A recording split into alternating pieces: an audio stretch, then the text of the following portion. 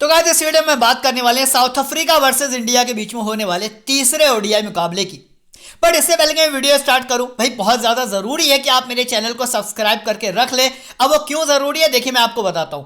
ये किसी मेरे सब्सक्राइबर का कमेंट आया है कि भाई आपने बताया था कि लास्ट वाले मैच यानी कि कल वाले मैच में बेहरनड्रॉफ को कैप्टन करना और एरॉन हार्डी को वाइस कैप्टन, इन्होंने यही कॉम्बिनेशन लगाया और इन्होंने किस तरीके की विनिंग करी है आप पूरा कमेंट पढ़ के आसानी से देख सकती हैं।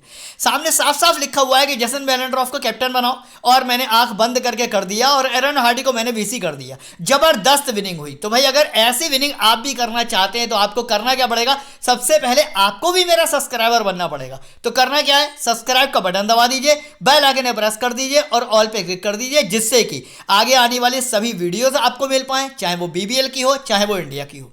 मेरी प्रेडिक्शन और मेरी टीम अगर आपको पसंद आती है तो फटाफट से एक लाइक कर दीजिए वीडियो को, जिससे कि हम अपनी वीडियो को आगे स्टार्ट कर पाएं। अब बात रही फाइनल टीम की, भाई फाइनल टीम आपको कहाँ मिलती है, तो फाइनल टीम आपको मिलती है मेरे टेलीग्राम चैनल पर। ये फाइनल टीम होता क्या है, देखिए वीडियो में जो मैं आपको अभी टीम देने वाला हूँ इंडिया वर्सेस साउथ अफ्रीका को, वो अभी तक के प्लेइंग 11 और अभी तक की प्रेडिक्शन के ऊपर डिपेंड है। लेकिन जो पिच रिपोर्ट आएगी फाइनल मैच के टाइम पर और जब टॉस होगा उस टाइम पर जो भी मैं टीम में चेंजेस करूंगा ना, वो चेंजेस फिर मैं आपको टेलीग्राम पे बता पाऊंगा। साथ ही साथ वीडियो में मैं आपको एक ही टीम दूंगा जो कि स्मॉल लीग की होगी, लेकिन मैं आपको ग्रैंड लीग के जो 10 कॉम्बिनेशन दूंगा ना, वो टेलीग्राम पे दूंगा। इसलिए जो लोग भी मेरी वीडियो पहली बार देख रहे हैं और अभी तक टेलीग्राम से नहीं जुड़े हैं ना, इस लिंक पर क्लिक करके फटाफट से टेलीग्राम से जाके जुड़ जाइए, क्योंकि वहीं पर आपको सारा कुछ प्रेडिक्शन और सारी टीम मिलने वाली है। चलिए अब बात करते हैं आज के मैच की, जो कि होने वाला है इंडिया वर्सेस साउथ अफ्रीका के बीच में तीसरा ओडीआई मैच है और शाम को तकरीबन 4:30 बजे स्टार्ट होगा। वेन्यू की अगर सबसे पहले यहां पर बात करी जाए तो भाई बोलैंड पार्क पर्ल में ये वाला मैच होने वाला है। आखिर क्या है यहाँ की पिच रिपोर्ट, चलिए बता देते हैं आपको। मैं आपको बता दूं कि ये जो पिच है ना, ये बैट्समैन को काफी ज्यादा सपोर्ट करती है ना, और यहाँ पर अच्छा खासा स्कोर बनता है। आप अगर लास्ट मैच के कुछ स्कोर उठा के देखेंगे तो मान के चलिए कि 280 से ऊपर का स्कोर यहाँ पर बना है ना, ईच एंड एवरी ओडीआई में। लेकिन अब आप ये कहोगे कि भाई लास्ट वाला जो मैच था वो भी तो हाई स्कोरिंग ग्राउंड था, 400 तक का स्कोर वहां पे बना था, तो फिर कैसे आखिर साउथ अफ्रीका इतनी जल्दी आउट हो गई। देखिए मैं आपको एक बात बताऊं, ग्राउंड जो है उसकी जो पोजीशन है, जो सिचुएशन है, वो अपनी जगह है। अब अगर बैट्समैन ही अंधाधुंध खेलेंगे, गलत तरीके से खेलेंगे, तो जाहिर सी बात है वो जल्दी आउट होंगे और फिर एक कम स्कोरिंग का मैच होगा। लेकिन अगर ओवरऑल पिच कंडीशन की बात करी जाए या पिच रिपोर्ट की बात करी जाए तो ग्राउंड अच्छा है, यहाँ पर स्कोर अच्छा खासा बनता है। मान के चलिए 280 से लेकर 300 तक का स्कोर यहाँ पर अमूमन तौर पर बन जाता है। वहीं अगर आप बात करोगे अब बॉलिंग सेक्शन की, यानी कि पेस वर्सेस स्पिन की, तो यहाँ पेसर्स और स्पिनर्स को लगभग बराबर एडवांटेज मिलता है। हालांकि पेसर्स हमेशा थोड़ा सा डोमिनेट करते हैं यहाँ पर, लेकिन स्पिनर्स भी यहाँ पर अच्छे खासे विकेट निकालते हैं।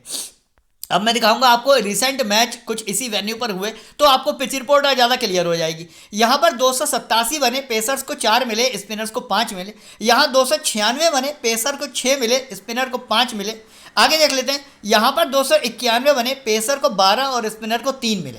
यानी कि आपने देखा जो लेटेस्ट मैच 2022 में यहाँ पर अभी हुए हैं, लेटेस्ट तो यही माने जाएंगे, यहाँ पर तकरीबन 290 का स्कोर हुआ है और पेस और स्पिन को लगभग बराबर को विकेट मिले हैं। बस ये कि किसी में थोड़ा सा पेसर ज़्यादा आगे निकल गए। तो यही है आज की पिच रिपोर्ट। मान के चलिए अगर मार्करम है, रीजा हेंड्रिक है, या आपके श्रेयस अय्यर कह रहा हूँ, लोकेश राहुल है ना, या फिर गायकवाड़ है, या फिर मान के चलिए साई सुदर्शन है, अगर ये प्लेयर अच्छा परफॉर्म करते हैं तो डेफिनेटली मान के चलिए कि 300 तक का स्कोर तो ओडीआई में यहाँ पर बन सकता है। ये हो गई आज की पिच रिपोर्ट। अब आगे बात करी जाएगी भाई दोनों टीमों की हेड टू हेड परफॉर्मेंस की। साउथ अफ्रीका ने 51 बार और इंडिया ने 39 बार हराया है। लेकिन अगर आज की डेट में देखा जाए तो दोनों ही टीम जो है लगभग बराबर के पायदान पर है। अब उसकी क्या वजह है, देखिए माना कि साउथ अफ्रीका अपने पूरे मजबूत स्क्वाड के साथ उतरी है, यानी कि साउथ अफ्रीका के जो भी मेन बल्लेबाज और मेन बॉलर हैं वो इस टीम में, इस स्क्वाड में मौजूद है। ये बात बिल्कुल ठीक है। लेकिन इंडिया की अगर यहाँ पर मैं बात करूं तो इंडिया की टीम भले ही बहुत अच्छा खेल रही है, लेकिन कुछ प्लेयर ऐसे हैं जो अभी भी अंडर प्रेशर खेल रहे हैं, फॉर्म में नहीं है। अभी तक जितने भी मैच हुए उनमें उनकी वो फॉर्म दिखाई नहीं दी है। तो एक यही वजह है कि दोनों टीमें जो है ना वो लगभग बराबर के पायदान पे खड़ी हैं। तो एक कांटे की टक्कर यहाँ पर आपको एक देखने को मिल सकती है। बात करी जाएगी अगर रिसेंट मैच परफॉर्मेंस की, तो भाई साउथ अफ्रीका 1 जीती 1 हारी और इंडिया भी 1 जीती 1 हारी। इसीलिए मैं आपको बोल रहा हूँ कि आज के मैच में आपको कांटे की टक्कर देखने को मिलेगी। ये कह पाना कि आज के मैच में साउथ अफ्रीका मैच को आसानी से जीतेगी या इंडिया आसानी से जीतेगी बहुत मुश्किल है। बात करी जाएगी अब दोनों टीमों की पॉसिबल 11 की। सबसे पहले साउथ अफ्रीका की यहां पर बात करूं तो रीजा हेंड्रिक के साथ आपको जोरजी ओपनिंग करते हुए दिखेंगे। इसके बाद वेंडर डसन आने वाले हैं, फिर आइडन मार्करम है, क्लासन है, मिलर है, मल्डर है, किशोमराय है, बर्गर है, इसके बाद विलियम्स है और हेंड्रिक्स है। तो भाई ये स्क्वाड आपको साउथ अफ्रीका से मिलने वाला है, इसका स्क्रीनशॉट ले लीजिए, टीम बनाने में आसानी रहेगी। आगे बात करी जाएगी इंडिया के स्क्वाड की। गायकवाड़ के साथ साई सुदर्शन आपको ओपनिंग करते हुए दिखेंगे, देन वन डाउन आएंगे तिलक वर्मा, उसके बाद राहुल है, सैमसंग है, रिंकू सिंह है, अक्षर पटेल है, कुलदीप यादव, अर्शदीप सिंह, आवेश खान और मुकेश कुमार। यानी कि इंडिया भी अपने स्क्वाड में कोई चेंजेस करते हुए आपको नहीं दिखेगी। जो स्क्वाड आपको लास्ट यानी कि सेकंड ओडीआई में दिखा था, सेम वही स्क्वाड आपको थर्ड ओडीआई में भी दिखना चाहिए, ऐसी मेरी प्रेडिक्शन है।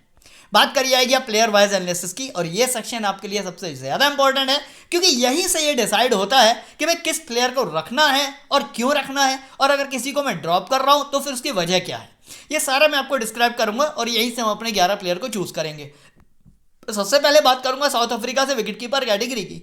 तो हेनरिच क्लासन की अगर मैं बात करूं, माना कि लास्ट के दोनों ओडीआई, पहला ओडीआई रहा, सेकंड ओडीआई रहा, दोनों में ही हेनरिच क्लासन ने कुछ खासा अच्छी परफॉर्मेंस नहीं दिखाई। एक ही मैच में खेले सॉरी ये तो कुछ खासा अच्छा परफॉर्मेंस नहीं दिखाई, लेकिन प्लेयर जो है वो पोटेंशियल वाले हैं और ओडीआई मैच है, मतलब श्योर शॉट बैटिंग तो इनकी आनी है, भले 5वें नंबर पर आएगी।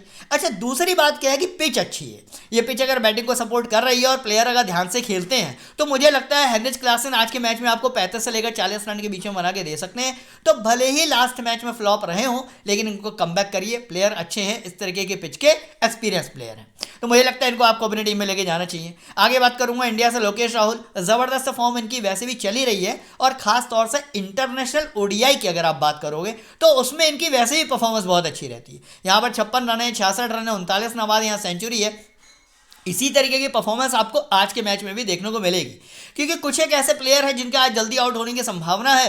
तो ये तो जाहिर सी बात है कि लोकेश राहुल की बैटिंग तो आएगी ही आएगी, तो टीम में तो लेके जाना ही है। अगर आप वाइस कैप्टन बनाने की सोच रहे हो तो बहुत अच्छी ऑप्शन है, क्योंकि आपको बैटिंग की अगर आप बात करते हो यहाँ पर तो तकरीबन 50 से 60 रन मिनिमम बना के देंगे, और विकेट कीपिंग से भी आपको अच्छे खासे पॉइंट निकाल के देंगे, यानी कि लोकेश राहुल एक मस्ट पिक बनते हैं। वही बात करी जाएगी अब यहाँ पर संजू सैमसन की। तो भाई इंटरनेशनल ओडीआई का इनको एक्सपीरियंस नहीं है, आप जानते हो ये टी20 और आईपीएल के प्लेयर हैं, तो इनको फिलहाल आप यहाँ पर ड्रॉप करके जाओगे। आगे बात करी जाएगी साउथ अफ्रीका से बैटिंग सेक्शन की। रीजा हेंड्रिक की अगर बात करूँ, पहले मैच में फ्लॉप हो गए, मैंने आपसे वीडियो में भी बताया था, दूसरे मैच में आप इनको कमबैक करिए, ये डेफिनेटली आपको अच्छा स्कोर करते हुए दिखेंगे। और देखिए इन्होंने 52 रन की पारी खेली, तो हेंड्रिक से आज के भी मैच में आप ऐसी ही उम्मीद रख सकते हैं। एक अच्छा बल्लेबाज है, 32 मैच में 910 रन है, 30 का एवरेज है, मतलब आपको अपनी टीम में लेके जाना चाहिए। आगे बात करूंगा यहाँ पर जोरजी की। जोरजी की अगर बात करूं तो भाई इस तरीके का प्लेयर बहुत कम देखने को मिलता है। लिस्ट ए के मैचों में इसकी परफॉर्मेंस बहुत अच्छी थी, मैंने आपको दोनों वीडियो में, फर्स्ट ओडीआई में, सेकंड ओडीआई में, दोनों में बताया था। लिस्ट ए में परफॉर्मेंस बहुत अच्छी है, 38 का इसका एवरेज है। हालांकि इसने इंटरनेशनल ओडीआई बहुत ज़्यादा नहीं खेले हैं, लेकिन इसने ये जो दोनों मैच खेले हैं, पहला और दूसरा मैच, उसमें जिस तरीके की परफॉर्मेंस ये दिखा रहा है, और अगर टीम इसको ओपनिंग पर भेज रही है तो जाहिर सी बात है कुछ ना कुछ सोच के तो भेज ही रही होगी। तो मुझे लगता है इस तरीके की पिच पर आज जोरजी फिर से आपको एक बड़ा स्कोर करते दिखेंगे। वैसे तो ट्रम्प कार्ड प्लेयर हैं, रिस्की प्लेयर हैं, ये भी आपको बता दे रहा हूं। ऐसा भी हो सकता है कि फ्लॉप भी हो जाए, लेकिन फ्लॉप होने के चांसेस कम है, चलने के चांसेस ज्यादा है। तो मुझे लगता है कि इसको आज अपनी टीम में आपको जगह देनी चाहिए। थोड़ा रिस्क जरूर है, लेकिन आपको लेके जाना चाहिए। आगे बात करूंगा वेंडर डसन की। हालांकि लास्ट वाले मैच में बड़ा स्कोर तो नहीं कर पाए, लेकिन प्लेयर अच्छे हैं, साथ ही साथ इंटरनेशनल ओडीआई का अच्छा एक्सपीरियंस, और इस तरीके की पिच पर बड़ा स्कोर करने का मादा रखते हैं। एक्सपीरियंस की अगर आप बात करेंगे तो 61 मैच में 2357 रन और 55 का एवरेज है। मतलब आप देखें ओडीआई में 55 का एवरेज एक मानने लायक एवरेज होता है। यहाँ पर 36 बनाए, यहाँ पर 76 नवाद, यहाँ पर सेंचुरी है, यहाँ पर 60 है। तो प्लेयर अच्छे, वन डाउन यानी कि तीसरे नंबर पर बैटिंग आ रही है। मुझे लगता है इनको आपको लेके हर हाल में जाना चाहिए। अब बात करिए कि यहाँ पर डेविड मिलर की। देखिए अब चूंकि साउथ अफ्रीका का अपर ऑर्डर और मिडिल ऑर्डर जो है वो काफ़ी ज़्यादा मजबूत है, तो डेविड मिलर यानी कि 6वें नंबर पर बैटिंग आना बहुत मुश्किल, और आती भी है तो शायद ज़्यादा रन बनाने को इनको मौका नहीं मिलेगा। तो अगर साउथ अफ्रीका सेकंड बैट करती है उस कंडीशन में तो फिर डेविड मिलर की बैटिंग नहीं आएगी, लेकिन अगर फर्स्ट बैट करती है तो हो सकता है कि 4-5 ओवर खेलने को मिल जाए, इसलिए इतने ज़्यादा इंपॉर्टेंट नहीं होंगे, आप इनको आसानी से ड्रॉप करके जा सकते हैं। आगे बात करिए यहाँ पर गायकवाड़ की। देखिए मैंने आपको पहले ही बताया था इंटरनेशनल ओडीआई में भाई उतना अच्छा एक्सपीरियंस नहीं है। लिस्ट ए के मैचों की आप बात करेंगे ना तो 108, 168, 220 जैसे स्कोर भी इन्होंने ओडीआई में बनाए हैं, लेकिन अगर इंटरनेशनल ओडीआई की बात करोगे ना तो अभी तक इन्होंने 6 मैच खेले, ठीक है ना। 6 मैच में एक मैच ऐसा था जहां पर 71 रन का स्कोर किया, और वो भी क्यों? क्योंकि ये कमजोर टीम के खिलाफ था, बाउंड्रीज छोटी थी, तो 71 रन बना दिए, वरना 4 है, 5 है, 8 है, 8 है, 19 है, ऐसे स्कोर इन्होंने इंटरनेशनल ओडीआई में करे। तो साउथ अफ्रीका जहां पर इतने अच्छे अच्छे बॉलर्स हैं, यहाँ पर मार्करम है, यहाँ पर केशव महाराज है, यहाँ पर विलियम्स है, यहाँ पर तबरेज शमसी हैं, उनके सामने मुझे नहीं लगता कि फिर के गायकवाड़ का बल्ला लंबा चल पाएगा। तो अगर थोड़ा सा रिस्क ले सकते हो, तो जिस तरीके से रोहित शर्मा जब आउट ऑफ फॉर्म होते हैं, और मैं आपसे मना करता हूं कि भाई रोहित शर्मा को टीम में नहीं रखना है, वैसे ये बड़े प्लेयर हैं, लेकिन इसी तरीके से गायकवाड़ भले ओपनिंग पर आने वाले बल्लेबाज हैं, लेकिन जिस तरीके की इनकी फॉर्म चल रही है, मैं बिल्कुल रिकमेंड नहीं करूंगा कि अब आप इनको अपनी टीम में लेके जाओ। आपने 2 मैचों में इनको ट्राई कर लिया, आपने परफॉर्मेंस देख ली, तो मैं तो यही कहूंगा कि तीसरे वाले मैच में गायकवाड़ को ड्रॉप करके जाओ। आगे बात करी जाएगी अब यहाँ पर साई सुदर्शन की। भाई इस प्लेयर की मैंने पहले मैच में भी तारीफ करी थी, दूसरे मैच में भी तारीफ करी। हालांकि मैंने आपको ये बोला था कि लिस्ट ए के मैच का धुरंधर खिलाड़ी है, T20 का अच्छा स्पेशलिस्ट है, और आईपीएल का भी अच्छा खिलाड़ी है। तो भाई तीनों डिपार्टमेंट में जब इसने अच्छा करा, तो दोनों ओडीआई में भी इसने अपनी उस परफॉर्मेंस को बरकरार रखा। तो हम उम्मीद करते हैं कि आज के मैच में जो बाउंड्रीज छोटी है, तो उस हिसाब से साई सुदर्शन को एक बड़ा स्कोर करना चाहिए। जिस तरीके से दोनों मैचों में इन्होंने हाफ सेंचुरी दी है, आज भी हम इनसे इसी तरीके के स्कोर की कामना करते हैं। तो मुझे लगता है कि इनको भी आपको अपनी टीम में लेके जाना चाहिए। आगे बात करूंगा तिलक वर्मा। तिलक वर्मा इंटरनेशनल ओडीआई का बिल्कुल एक्सपीरियंस नहीं है, 3 मैच खेले, 16 रन बनाए हैं, तो बुरी तरीके से फ्लॉप है, आसानी से ड्रॉप करके जा सकते हो। अब बात करी जाएगी यहाँ पर रिंकू सिंह की। देखिए रिंकू सिंह के बारे में हमेशा एक ही बात बोलता हूँ, प्लेयर बहुत अच्छा है, दमदार है। हालांकि लास्ट वाले मैच में थोड़ा सा जल्दी आउट हो गया था, वरना रिंकू सिंह इतनी जल्दी आउट होने वाले प्लेयर्स में से है नहीं।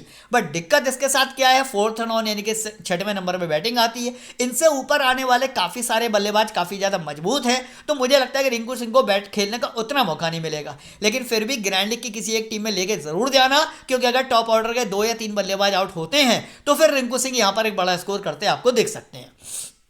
अब बात करी जाएगी साउथ अफ्रीका से ऑलराउंडर सेक्शन की। मार्करम की अगर मैं बात करूं, तो 2 मैचों से लगातार लोग इसको कैप्टन बना रहे हैं। हालांकि इसने कैप्टन वाली परफॉर्मेंस दिखाई नहीं है, क्योंकि यहां पर 12 रन है, एक भी विकेट नहीं है, यहां पर 2 रन है और यहां 1 विकेट है। तो क्या कैप्टनसी का कंटेंडर इस तरीके का स्कोर करता है? नहीं। लेकिन फिर भी मैं आपको बता दूं, प्लेयर पोटेंशियल वाला है, बैटिंग और बॉलिंग दोनों से पॉइंट देने वाला प्लेयर है। सेकंड डाउन यानी कि 4थे नंबर पर बैटिंग आ रही है, साथ ही साथ 5 से लेकर 10 ओवर कम से कम पूरे करने वाला है। मतलब 10 नहीं तो कम से कम 8 ओवर तो करेगा ही। तो टीम में होना इसका बहुत ज़्यादा ज़रूरी है। भले ही आप कैप्टन वाइस कैप्टन के लिए इसको आज ट्राई करना या मत करना, लेकिन टीम में आपको रखना पड़ेगा, क्योंकि डबल साइडेड पॉइंट देने की उम्मीद है। आगे बात करूंगा मल्डर की। कोई बहुत अच्छा खिलाड़ी है नहीं, और आउट ऑफ फॉर्म चल रहे हैं। सिंगल विकेट निकाला तो निकाला, वरना शायद वो भी नहीं मिलेगा, आसानी से ड्रॉप करके आ सकते हैं। बात करूंगा अक्षर पटेल की। अक्षर पटेल को जब मुझे पता लगा कि हाँ भाई ओडीआई सीरीज़ में इसको लेके जा रहे हैं, तो मुझे काफ़ी ज़्यादा खुशी हुई कि अब इसको अपनी परफॉर्मेंस दिखाने का मौका मिलेगा। लेकिन जिस तरीके की परफॉर्मेंस इसने बाकी के दोनों मैचों में दिखाई है ना, पहला ओडीआई और सेकंड ओडीआई, उससे यार बिल्कुल ऐसा लग रहा है कि फॉर्म अक्षर पटेल की बहुत ज़्यादा खराब चल रही है। मतलब ना ही तो रन बना के दिए और ना ही विकेट निकाल के दिए, जबकि अच्छे खासे ओवर इनको खेलने को मिले हैं उसके बाद भी। तो ऐसा में लगता है कि अक्षर पटेल एक काफ़ी ज़्यादा रिस्की प्लेयर हैं। मुझे लगता है अगर आप ड्रॉप करने का रिस्क ले सकते हो तो ड्रॉप करके जाना, वरना अगर लेके भी जाना तो सीरीज़ के लिए तो बिल्कुल ट्राई मत करना। लेकिन आज के मैच में इतना ट्रस्टेड प्लेयर है नहीं। अगर आप छोड़ने की सोच रहे हो तो आपका डिसीजन सही है। फिर आगे बात करी जाएगी साउथ अफ्रीका से बॉलिंग सेक्शन की, जो कि काफ़ी ज़्यादा मजबूत है और इनके पास काफ़ी अच्छे बॉल हैं। केशव महाराज की अगर मैं बात करूं, पहले मैच में इनको विकेट नहीं मिला, लेकिन दूसरे मैच में 2 विकेट निकाले। और मैंने आपसे वीडियो में भी बोला था कि मतलब almost each and every match में इसको विकेट मिलते हैं। कब सिंगल मिल जाए, कब डबल मिल जाए, या कब 4 विकेट निकल जाए, कुछ पता नहीं होता। लेकिन प्लेयर अच्छा और इंटरनेशनल ओडीआई का अच्छा खासा एक्सपीरियंस है। आज के मैच में इसको पिच भी सपोर्ट करेगी, तो डेफिनेटली केशव महाराज को तो आपको लेके जाना ही जाना है। अब बात करी जाएगी यहाँ पर बर्गर की। लेफ्ट आर्म फास्ट हैं और पेसर्स फ्रेंडली पिच है, और हालांकि बिल्कुल नए खिलाड़ी हैं। अभी तक 2 ही ओडीआई इन्होंने खेले हैं। पहले मैच में इनका रिकॉर्ड तकरीबन 0 ही रहा था, और दूसरे मैच में इन्होंने सडन 3 विकेट निकाल के दे दिए। लेकिन आपको क्या लगता है कि आज के मैच में भी आपको नांदे बर्गर 3 विकेट निकाल के दे सकते हैं? बहुत रिस्की प्लेयर है। इसीलिए मैं आपको ये बोलूंगा कि गारंटी की किसी एक टीम में ट्राई करना, स्मॉल लीग में थोड़ा सा रिस्की साबित हो सकते हैं। आगे बात करूंगा अब यहाँ पर विलियम्स की। उस तरीके की फॉर्म तो फिलहाल नहीं चल रही है जिस तरीके की चलनी चाहिए। क्यों? क्योंकि इंटरनेशनल ओडीआई का बिल्कुल भी एक्सपीरियंस नहीं है। हालांकि लिस्ट ए के मैचों में 60 मैच में 79 विकेट हैं, लेकिन अगर हम ओडीआई की बात करें तो 3 मैच में 4 ही विकेट है। तो मतलब सिंगल विकेट टेकर हैं। 1 विकेट के लिए अगर आपको टीम में रखना है तो आप रख सकते हो, अदरवाइज अगर ड्रॉप करके भी जाओगे तो कोई बहुत बड़ा नुकसान होने वाला नहीं। बात करूंगा यहाँ पर ब्यूरन हेंड्रिक्स की। बी हेंड्रिक्स की अगर बात करूं तो भले ही इंटरनेशनल ओडीआई इन्होंने नहीं खेले, लेकिन इंटरनेशनल टी20 का बहुत अच्छा एक्सपीरियंस है इनको और मल्टी विकेट टेकर हैं। लास्ट वाले मैच में जब सडन प्लेइंग 11 आने के बाद पता लगा कि हाँ भाई बी हेंड्रिक्स खेल रहे हैं, मैंने फटाफट इनको अपनी टीम में डाला और ये 2 विकेट निकाल के देकर गए। लास्ट वाले मैच में हमारी टीम बहुत अच्छी चली थी और सारे के सारे विकेट टेकर बॉलर हमारे पास थे। तो बी हेंड्रिक्स आज के लिए भी बहुत ज़्यादा इंपॉर्टेंट है, मुझे लगता है आपको अपनी टीम में लेके जाना चाहिए। आगे बात करूंगा अब यहाँ पर इंडिया की। इंडिया से सबसे पहले बात करेंगे बॉलिंग सेक्शन में कुलदीप यादव यानी कि चाइनामैन गेंदबाज, जो कि दोनों मैचों से लगातार लगभग फ्लॉप चल रहा है। अब ये पैटर्न देखकर कई लोग हो सकता है आज कुलदीप यादव को ड्रॉप करके जाएं, बट नहीं, यही गलती आपको नहीं करनी है। क्योंकि होता क्या है, क्रिकेट एक ऐसा गेम है ना कि कब कौन फ्लॉप प्लेयर सडन चल जाए ये नहीं पता होता और कब कौन अच्छी परफॉर्मेंस वाला प्लेयर सडन फ्लॉप हो जाए ये नहीं पता होता। अब कुलदीप यादव जैसे ट्रस्टेड प्लेयर को तो आप ड्रॉप कर नहीं सकते, चाहे भले ही दोनों मैचों में उसने उतनी अच्छी परफॉर्मेंस ना दिखाई। और मेरी रिकमेंडेशन भी यही है कि आज के मैच में अगर स्पिन को थोड़ा सा भी सपोर्ट मिला तो डेफिनेटली कुलदीप यादव आपको बंडल से विकेट निकालते हुए दिखेंगे। तो इनका टीम में होना जरूरी है, भले ही आप वाइस कैप्टन या कैप्टन के लिए ट्राई ना करें, लेकिन टीम में रख के जाना बहुत ज़्यादा जरूरी है। अब बात करूंगा यहाँ पर अर्शदीप की। जब इन्होंने पहले वाले मैच में 5 विकेट निकाले तो सेकंड ओडीआई की वीडियो में मैंने आपसे ये बात बोली थी कि भाई ये 5 विकेट देखकर अर्शदीप को अगले मैच में कैप्टन मत बना देना, और वही हुआ। सिर्फ एक ही विकेट निकाल के दिया और मैंने वीडियो में साफ बोला था सेकंड ओडीआई में या तो अर्शदीप को विकेट नहीं मिलेगा और अगर मिला तो एक मिलेगा, और वही हुआ, एक विकेट मिला। सिंगल विकेट टेकर है, उतना ज़्यादा अच्छी फॉर्म इसकी इंटरनेशनल ओडीआई में नहीं चल रही है और ना ही इतना ज़्यादा एक्सपीरियंस है। 5 मैच में 6 विकेट हैं। ये वाले जो मैच था ना जिसमें इसने 5 विकेट निकाले थे, ये इसका इंटरनेशनल ओडीआई का पहला मैच था। वो किस्मत अच्छी थी, 5 विकेट मिल गए सेकंड ओडीआई में, फिर वो परफॉर्मेंस सामने आ गई। तो इतना ज़्यादा इंपॉर्टेंट नहीं है अर्शदीप, आप इनको ड्रॉप करके भी जा सकते हो या फिर ग्रैंडिंग में ट्राई कर सकते हो। आगे बात करिएगी आवेश खान की। सबसे खराब फॉर्म से जूझ रहे हैं आवेश खान इस टाइम। मतलब अगर मैं इंटरनेशनल टी20 की बात करूं, डोमेस्टिक टी20 की बात करूं, आईपीएल की बात करूं, अच्छी परफॉर्मेंस दिखाते हैं, लेकिन अगर मैं इंटरनेशनल ओडीआई की बात करूंगा यहाँ पे तो आप देखोगे कि यहाँ पर 7 मैच इन्होंने अभी तक खेले हैं जिनमें से 7 ही विकेट निकाले हैं, और ये 7 विकेट भी 2 ही मैच के हैं, अदरवाइज 0 0 0 0 0। तो मतलब काफ़ी ज़्यादा खराब फॉर्म से जूझ रहे हैं। एक मैच में 4 विकेट निकाल दिए वो अलग बात है, बट इतने ज़्यादा इंपॉर्टेंट प्लेयर है नहीं, आप ड्रॉप करके जा सकते हो। आगे बात करूंगा यहाँ पर मुकेश कुमार की। इनकी हालत तो वैसे ही बहुत ज़्यादा खराब है, इनका भी इंटरनेशनल ओडीआई का कोई खासा एक्सपीरियंस नहीं है। दोनों मैचों में बुरी तरीके से फ्लॉप थे, तो आज के मैच में क्या ही करेंगे। तो ग्रैंडिंग में भले ही ट्राई कर लेना, लेकिन स्मॉल लीग के लिए इतने ज़्यादा अच्छे ऑप्शन नहीं होंगे। बात करेंगे बेंच प्लेयर्स की। Tabraiz Shamsi, I don't know खेलेंगे या नहीं खेलेंगे, प्लेइंग 11 आने के बाद, लाइनअप आने के बाद ही पता लगेगा। बैटमैन है, नहीं खेलेंगे। इसके बाद जितने भी प्लेयर यहाँ पर आपको स्क्रीन पर दिख रहे हैं, इनमें से फिलहाल कोई भी खेलने वाला नहीं है। अब जैसे युजवेंद्र चहल है, हो सकता है कुलदीप यादव का रिप्लेसमेंट इनके साथ हो जाए, तो अगर ऐसा होगा तो मैं आपको टेलीग्राम पर अपडेट कर दूंगा। बाकी दीपक चहर हैं, वाशिंगटन सुंदर हैं, रजत पाटीदार हैं, इनमें से कोई भी इस मैच को खेलने वाला नहीं है। तो भाई ये तो हो गया overall player wise analysis. Finally देख लेते हैं टीम कॉम्बिनेशन क्या रहने वाला है। अच्छा, टीम क्या बनानी है और कैप्टन वाइस कैप्टन किसको बनाना है, इससे भी ज़्यादा ज़रूरी बात यह आ जाती है भाई आके टीम बना के लगानी कहाँ है, यानी कि किस एप्लीकेशन पे हम खेलें कि जहाँ पर हमारी विनिंग हो जाए, जहाँ पर हमारा प्रॉफिट हो जाए। अब देखिए ड्रीम 11 है, विजन 11, माई 11 सर्कल जैसी बड़ी बड़ी एप्लीकेशन पर जब आप खेलने जाते हो तो यहाँ पर आपकी विनिंग क्यों नहीं हो पाती है, आप अच्छी तरीके से जानते हो, क्योंकि आप हाई कॉम्पिटिशन प्लेटफॉर्म पर खेलते हो, एक बड़े अमाउंट के लालच में खेलते हो। ये बड़ा अमाउंट आपको मिलता तो नहीं है, लेकिन इस बड़े अमाउंट के चक्कर में आपके छोटे छोटे करके बहुत सारे पैसे हर मैच में खर्च हो जाते हैं और आप लॉस में आ जाते हो। यही स्ट्रेटेजी आप अपनाते हो। कायदे में आपको करना क्या चाहिए, एक ऐसी एप्लीकेशन को ढूंढना चाहिए जो नया प्लेटफॉर्म हो, जहां पर ट्रैफिक कम हो, जहां पर बहुत ज़्यादा एक्सपीरियंस्ड आपको अपोनेंट ना मिले, जिनकी टीम को आप हेड टू हेड में स्मॉल लीग में बीट कर पाओ या ग्राइंडिंग में अच्छी रैंक ला पाओ। पिछले 4 महीने से मैं इस एप्लीकेशन पर खेल रहा हूँ और 4 महीने ही इस एप्लीकेशन को मार्केट में आए हुए हैं। मैंने एशिया कप यहाँ पर खेला है, मैंने वर्ल्ड कप यहाँ पर खेला है, मैंने इंडिया ऑस्ट्रेलिया की सीरीज़ यहाँ पर खेली है, BBL खेला है और इंडिया साउथ अफ्रीका भी यहीं पर खेल रहा हूँ। मेरा जो ओवरऑल एक्सपीरियंस रहा वो ये है कि यहाँ पर कॉम्पिटिशन कम है, विनिंग इजीली हो जाती है, ग्राइंडिंग में रैंक अच्छी आती है और आप स्मॉल लीग में भी ज़्यादा से ज़्यादा कॉन्टेस्ट विन करते हो। तो करना क्या है आपको, मेरी वीडियो के फर्स्ट कमेंट में इस एप्लीकेशन का आपको लिंक मिलेगा टेलीग्राम के जस्ट नीचे। तो बस करना कुछ नहीं है, आपको इस वाले लिंक पर क्लिक कर देना है, एप्लीकेशन को डाउनलोड कर लेना है। 1500 रुपये का साइन अप बोनस आपको मिलेगा। इस बोनस का इस्तेमाल आप ग्राइंडिंग में कर सकते हैं। साथ ही साथ 10% का एक्स्ट्रा रियल कैश ऑफर भी यहाँ पर चल रहा है, यानी कि 500 रुपये के डिपॉजिट पे आपको 50 रुपये का रियल कैश फ्री में मिल रहा है।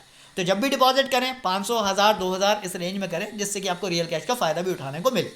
चलिए अब देखते हैं फाइनली आज का टीम कॉम्बिनेशन मेरे हिसाब से क्या रहना चाहिए। हालांकि ये जो मैं आपको दिखा रहा हूँ मेरी फाइनल टीम तो नहीं है, बट इस टीम को देखकर अभी आप अपनी टीम बना सकते हो, कॉन्टेस्ट ज्वाइन करके रख सकते हो।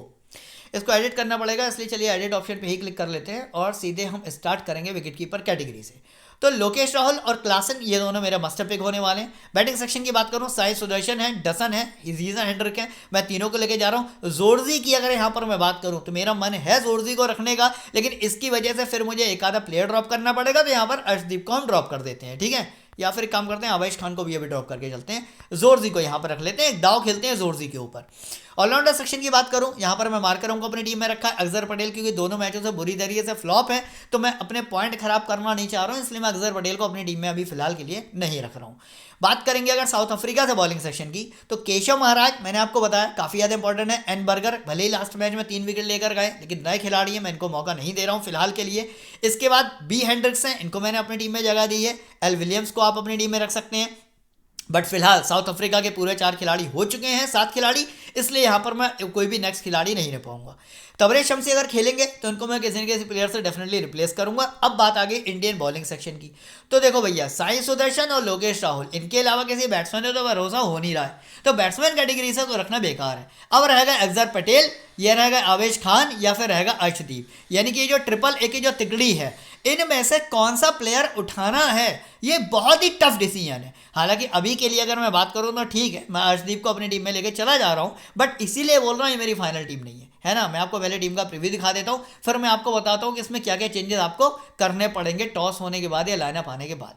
देखिए अब जो प्रीव्यू आपके सामने आ रहा है, क्लासन, लोकेश राहुल, इसके बाद Zorzi, Dussen Hendricks, Sai Sudarshan, ये मेरी टीम के पार्ट होंगे ही होंगे। मार्करम को भी लेके जाऊंगा, अक्षर पटेल को ड्रॉप किया है मैंने। केशव महाराज, बी हेंड्रिक्स मेरे पास रहेंगे, कुलदीप यादव और अर्शदीप, यानी कि एक स्पिनर एक पेसर लेके जा रहा हूँ फिलहाल के लिए। लेकिन ये फाइनल टीम इसलिए नहीं है क्योंकि पिच रिपोर्ट आने के बाद मैं डिसाइड करूंगा कि मुझे अर्शदीप को अपनी टीम में रखना है या आवेश को अपनी टीम में रखना है, ठीक है। अर्शदीप या आवेश किसी एक को लेके जाऊंगा, या हो सकता है दोनों को ड्रॉप कर दूं और अक्षर पटेल को लेके जाऊं। अब ये डिपेंड करेगा पिच रिपोर्ट पे कि पिच रिपोर्ट क्या कहती है और टॉस क्या कहता है, कौन पहले बैट कर रहा है, कौन पहले बॉल कर रहा है, किसके ऊपर प्रेशर होगा और किसको विकेट मिलने की संभावना है। तो ये सारी चीज़ों के हिसाब से हम अपनी फाइनल टीम बना लेंगे। फिलहाल आप इस टीम को देखकर अपनी टीम बना सकते हो। तो चलिए इस वीडियो को यहीं पर फिनिश करेंगे, मिलेंगे अब नेक्स्ट मैच नई वीडियो के साथ। तब तक वीडियो देखने का बहुत बहुत धन्यवाद।